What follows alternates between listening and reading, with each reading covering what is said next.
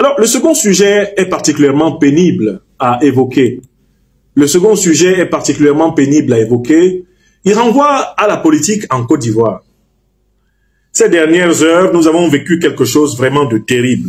Nous avons vécu quelque chose de honteux en Côte d'Ivoire. Un acte honteux, un acte indigne a été posé ces dernières heures par le PDCI-RDA et notamment sa nouvelle direction, incarnée par le banquier suisse Tidiane Thiam. C'est un acte indigne. Vous le savez, le 9 août 2024, une plateforme des partis de l'opposition ivoirienne s'est réunie notamment à l'appel du mouvement des générations capables de l'ancienne première dame, Madame Simone Babou. À cette occasion, un peu plus d'une dizaine de partis politiques et mouvements politiques ivoiriens ont signé une déclaration pour l'inclusion électorale et pour une meilleure organisation des compétitions politiques, de la compétition politique qui s'annonce en 2025 en Côte d'Ivoire. Parmi les organisations politiques présentes se trouvait Génération et Peuple Solidaire du président Guillaume Soro, dont je suis membre, et coordonnateur d'ailleurs de la commission Formation Livre. Et nous représentait à ces travaux, notamment, notre camarade, l'honorable Kando Soumaoro, colonel à la retraite, le camarade Kando Soumaoro, qui a donc apposé au nom de Génération et Peuple Solidaire sa signature à la déclaration. Quelque temps après, le camarade Kando Soumaoro est convoqué par les services de M. Ouattara Draman, et puis il est jeté en prison au motif qu'il a participé à une activité politique, alors même que le mouvement auquel il appartient, notre mouvement Génération et Peuple Solidaire, est dissous.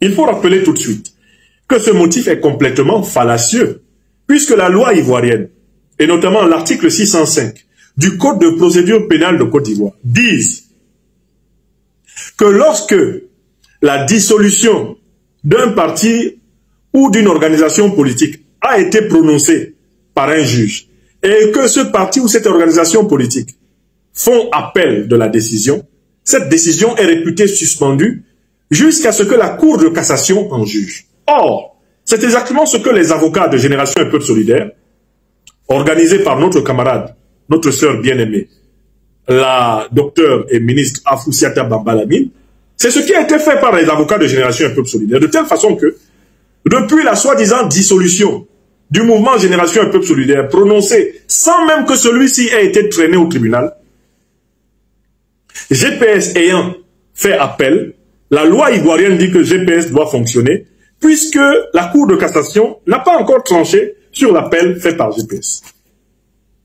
Au mépris donc de la loi ivoirienne, au mépris des libertés fondamentales du peuple de Côte d'Ivoire qu'il piétine depuis son intrusion dans la vie des Ivoiriens en 1989, Alassane Dramane Ouattara, à l'origine citoyen voltaïque, burkinabé, admis dans la famille politique ivoirienne par la bienséance, la bienveillance, la générosité politique du président Houphouët-Boigny et les charmes de celle qui fut une courtisane du président Houphouët-Boigny et qui est maintenant son épouse, Dominique Nouvian Folorou, devenue plus tard épouse Ouattara. Alassane Dramane Ouattara a décidé de persécuter le mouvement Génération et Peuple Solidaire au mépris de la loi ivoirienne. Alors, la coalition, la plateforme naissante des partis politiques, qui le 9 août avait signé la déclaration, s'est réunie pour faire un communiqué de solidarité envers le mouvement Génération et Peuple Solidaire qui, en moins d'une semaine, a vu l'arrestation de 2 de ses cadres, en plus de ceux qui sont encore en prison, qui sont en prison depuis longtemps, comme les Kader Doumbia. En plus de ceux qui sont encore en prison depuis pratiquement 2019, comme les Kader Doumbia. Bon. La plateforme se réunit et au moment de vouloir publier un communiqué de solidarité, c'est la moindre des choses, c'est parce qu'il a participé à l'action commune que le camarade Kando Soumaoro est arrêté. Le représentant du PDCI, lors de ces travaux, commence à couiner. Il commence à couiner, estimant que la plateforme des partis politiques de l'opposition, qui a signé la déclaration, qui a signé la déclaration du 9 août, n'avait pas à se mobiliser solidairement pour le camarade Kando Soumaoro, au motif que le camarade Kando Soumaoro appartiendrait à un parti politique dissous et qui n'aurait pas les mêmes méthodes d'accès au pouvoir que le PDCI-RDA. C'est dans ces entrefaites, c'est sous ces entrefaites que le PDCI-RDA a publié le communiqué honteux que je vais vous lire maintenant. Un communiqué honteux. Alors que la plateforme a marqué sa solidarité envers l'honorable Kando Soumaoro, embastillé par Alassane Dramane Ouattara au mépris de tout droit, le PDCI-RDA, non content de cette solidarité de plus de 11 partis politiques envers notre camarade, va venir derrière et il va publier ce communiqué dont je vous donne lecture et que je vais commenter. Communiqué du PDCI-RDA, suite au communiqué de presse relatif à l'arrestation de M. Soumaoro Kando, publié le 20 août 2024 sur les réseaux sociaux et dans certains organes de presse. Le PDCI-RDA tient à faire la déclaration suivante. En préparation de l'élection présidentielle d'octobre 2025 et afin de promouvoir une large participation des Ivoiriens à ce scrutin, le PDCI-RDA, en collaboration avec 11 partis politiques et 2 organisations de la société civile, a signé une déclaration le 9 août 2024. Cette déclaration aborde la question cruciale de la révision de la liste électorale, qui est une préoccupation commune à toutes les parties prenantes du processus démocratique. Bien que les signataires partagent un engagement envers la démocratie, ils ne sont pas tous d'accord sur les idéologies et les méthodes utilisées. En signant la dite déclaration, le PDCI-RDA respecte les dispositions légales et constitutionnelles en vigueur. En tant que parti de paix et de non-violence, le PDCI-RDA a toujours plaidé pour le respect de la Constitution, considéré comme un pilier de la démocratie, et condamne fermement l'utilisation de la violence comme moyen d'accès au pouvoir. Concernant le cas spécifique de M. Soumaoro Kando, objet du communiqué de ce 20 août 2024, le PDCI-RDA se tient prêt à défendre ses droits en tant que citoyen, comme il le ferait pour tout autre individu. Toutefois, il est important de préciser que le PDCI-RDA n'est en aucun cas en alliance avec le GPS. Le soutien apporté à M. Soumaoro Kando s'inscrit dans le respect des droits individuels et ne doit pas être interprété comme une alliance avec le GPS. Le PDCI-RDA demeure attaché à la défense de l'état de droit et au respect des institutions démocratiques. Signé le service de communication. Voilà le communiqué que le PDCI-RDA a publié après l'arrestation de 2 cadres de GPS, dont l'honorable Kando Soumaoro, qui a participé à la signature de la déclaration du 9 août, demandant à Alassane Ouattara d'arrêter de confisquer le processus électoral en Côte d'Ivoire et de se comporter comme un colon noir. Maintenant, je vais donner mon commentaire. D'abord, quelles sont les contradictions? Quels sont les mensonges flagrants qu'il y a dans ce communiqué du PDCI-RDA? Qu'est-ce qui est faux dedans? C'est le premier point que je vais traiter. Je vais montrer ce qui est faux dans le communiqué. Ensuite, je vais me poser une question et y répondre à haute voix. Pourquoi le PDCI produit-il ce communiqué? Au moment où GPS a 2 cadres qui, pour la défense des droits des Ivoiriens, sont jetés en prison, 2 cadres de plus, pourquoi le PDCI se sent-il obligé, littéralement, de porter un coup de poignard dans le dos de notre mouvement, qui est en lutte contre la dictature de Ouattara? Pourquoi le PDCI fait-il cela? C'est la deuxième question à laquelle je vais répondre. Et enfin, la troisième. Vous me connaissez. À quoi faut-il s'attendre après l'acte qui a été posé par le PDCI? Quel avenir cela dessine-t-il à l'horizon 2025? Qu'est-ce qui va se passer en politique en Côte d'Ivoire à partir de ce que Tidiane Thiam, le nouveau patron du PDCI, aux antipodes de la doctrine du président Aimé-Henri Konan Bédié, patriote républicain? Qu'est-ce que cela signifie, ce comportement que Tidiane Thiam apporte à l'intérieur de l'opposition ivoirienne? Est-ce que ce comportement fait du PDCI aujourd'hui un parti digne du statut de parti de l'opposition ivoirienne? Il nous faut répondre à cela pour savoir ce qui va se passer en 2025. Si vous êtes d'accord avec ce programme, continuez à partager cette émission. Je commence avec la première question. Qu'est-ce qu'il y a de faux dans le communiqué du PDCI de Thiam? Je vous invite à ne pas confondre le PDCI de Thiam avec le PDCI du président Bédié. Ce n'est pas le même PDCI. Et je ne veux pas qu'ici, on confonde la mémoire du président Bédié qui a fait des sacrifices énormes pour sauver le peuple ivoirien avec ce que M. Thiam Tidiane est en train de faire maintenant avec le PDCI. C'est précisément pour sauver le PDCI de cette dérive que nous constatons aujourd'hui que le président Bédié s'est battu.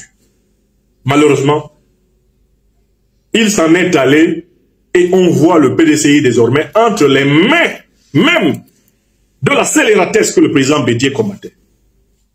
Commençons, lisons le texte. En préparation de l'élection présidentielle d'octobre 2025 et afin de promouvoir une large participation des Ivoiriens à ce scrutin, le PDCI-RDA, en collaboration avec 11 partis politiques, a signé une déclaration le 9 août. Mais écoutez, si la déclaration qui a été signée le 9 août était claire, pourquoi le PDCI-RDA vient encore en parler? Vous voyez la contradiction? Ils signent une déclaration et ils viennent faire comme si ce n'est pas eux qui avaient signé. Si le PDCI n'était pas d'accord avec les termes de la déclaration, pourquoi l'a-t-il signé? Qui a forcé le PDCI à signer cette déclaration? Le simple fait que le PDCI revienne sur une déclaration qu'il a signée est le signe que le PDCI est aujourd'hui entre les mains d'individus cornus, d'individus qui ont une langue fourchue, d'individus qui ont désormais deux paroles. Une qu'il donne le jour et une autre qui donne la nuit. Un parti politique sérieux ne revient pas sur une déclaration qu'il a signée. C'est avant de signer la déclaration que le parti politique anticipe sur les difficultés et souverainement, il peut décider de ne pas la signer si les difficultés qu'il entrevoit, eh bien, persistent. Donc, là, on a déjà, rien que le fait que le PDCI revienne sur la déclaration, prouve que le PDCI n'est plus maîtrisé par les militants du PDCI, les contrôlés de l'extérieur. C'est un parti piloté de dehors. Et vous voyez la main de qui? Moi, je vois déjà un faciès asymétrique et une démarche en point-virgule que vous connaissez tous. Derrière ce comportement du PDCI, il y a le loup qui, depuis les années 90, dépaisse le PDCI, ronge le PDCI. Il y a le loup qui, depuis les années 90, a voulu, à la mort du président Félix Houphouët-Boigny, arracher ce parti. Il y a le loup qui, depuis très longtemps, ne rêve que de récupérer ce parti. Vous le connaissez. Sa manière inimitable de s'asseoir s'esquisse dans le comportement de Thiam. Thiam, à travers son comportement, nous rappelle avec qui il marche. Des gens qui n'ont pas une parole. Oui, le monsieur qui est derrière cette manœuvre, vous allez bien le reconnaître. À la manière dont la manœuvre est menée, vous reconnaîtrez son faciès asymétrique et sa démarche inimitable en point virgule. C'est lui qui est derrière tout ça. C'est lui qui est à la manœuvre. Ne vous y trompez pas. D'ailleurs, le nouveau président du PDCI, n'est-il pas allé prendre des conseils chez celui-là, qui précisément est un ennemi de la souveraineté du peuple de Côte d'Ivoire, un ennemi de l'indépendance du PDCI-RDA, un ennemi du peuple ivoirien, un ennemi du peuple africain.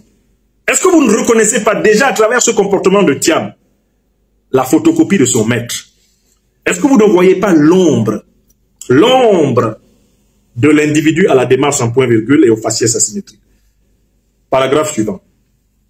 Cette déclaration aborde la question cruciale de la révision de la liste électorale, qui est une préoccupation commune à toutes les parties prenantes du processus démocratique. Mais est-ce que le PDCI prend la démocratie au sérieux? Si le PDCI prenait la démocratie au sérieux, il ne reviendrait pas sur la déclaration. Alassane Ouattara ne veut pas que le président Laurent Gbagbo soit candidat.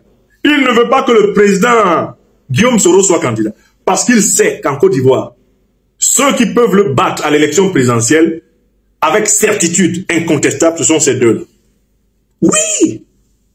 Et le PDCI fait semblant de ne pas savoir que tout ce que Alassane Dramane Ouattara fait avec les listes électorales a pour but d'empêcher que le PPACI ou GPS accède au pouvoir d'État. Car il sait très bien que ce sont les leaders des Générations et Peuples Solidaires et du PPACI qui sont en capacité de le battre aux élections. Oui ou non? Vous voyez comment le PDCI est devenu un parti de menteurs? Ils ne sont pas capables de nommer le mal. Le mal profond de la Côte d'Ivoire aujourd'hui, c'est l'exclusion électorale organisée à partir des listes électorales par Alassane Ouattara, afin de s'assurer qu'il va contrôler le pouvoir d'État, puisqu'il n'aura pas de rivaux. Ouattara aimerait affronter aux élections, vous le sentez déjà, un certain Tidiane Thiam. Il va le battre en disant toutes les... C'est un banquier, il était coupé des réalités, il était en Suisse en train de travailler pour le Crédit Suisse pendant que nous, on développait le pays. Et il veut battre un individu tout aussi inconsistant, Blé Goudé Charles. Souvenez-vous, en 2020, Ouattara n'a-t-il pas dit qu'il a battu Konan Kouadio Bertin, le violeur de Sophie Dancia aux élections? Alassane Ouattara ne s'est-il pas réjoui d'avoir gagné les élections face à Kakabe? Kakabe même était étonné d'être candidat aux élections. Vous vous en souvenez ou pas? Donc Alassane Ouattara, à travers cette question des listes électorales, veut choisir les candidats qu'il va affronter, c'est-à-dire des effrontés, des individus qui sont soumis aux mêmes intérêts que lui et qui par conséquent vont s'écarter pour lui permettre de passer et de consolider sa présidence à vie. Vous comprenez? Le PDCI n'a même pas le courage de nommer cela, précisément parce que Tidiane Thiam respecte cette prérogative ouattarienne. Puisqu'ils ont, on va le voir, les mêmes maîtres néocolonialistes français, les mêmes maîtres impérialistes occidentaux, la même finance internationale, le même FMI, la même Banque mondiale, les mêmes oligarques qui contrôlent 80% de l'économie ivoirienne, ils sont les maîtres de Tidiane et de Ouattara Dramane. Et c'est pour cela qu'ils se comportent comme vous voyez. D'accord? Il ne peut pas nommer le problème. Alassane Ouattara a peur d'une élection véritablement ouverte, une élection transparente. Il sait qu'il ne peut pas battre Laurent Gbagbo, Guillaume Soro à l'élection présidentielle. Il ne peut pas les battre. Donc il ne veut pas qu'il soit candidat. Et Tidiane Thiam pense que lui, quand on va laisser qu'il soit candidat avec Blé Goudé, il aura au moins 2 chances. Première chance, il aura une chance d'être battu. Il n'y aura jamais aucune chance que Ouattara accepte que lui, il l'a battu. Et il aura une chance de négocier avec Ouattara pour être son premier ministre. Vous comprenez? Vous comprenez le problème de cette petite bourgeoisie qui a pris le PDCI en otage? C'est qu'ils sont tout à fait d'accord avec Alassane Ouattara pour organiser des élections sur tapis vert, en écartant ceux qui peuvent les battre. En écartant ceux qui peuvent les battre. Oui! Bon. Maintenant, c'est à vous. Réagissez en commentaire, partagez vos réflexions et vos idées. Si cette vidéo vous a éclairé, n'hésitez pas à l'aimer et à la partager avec vos amis. Ensemble, nous construisons l'Afrique de demain. Restez connectés sur Afrique Diverse TV pour encore plus d'informations et de débats passionnants. À très bientôt.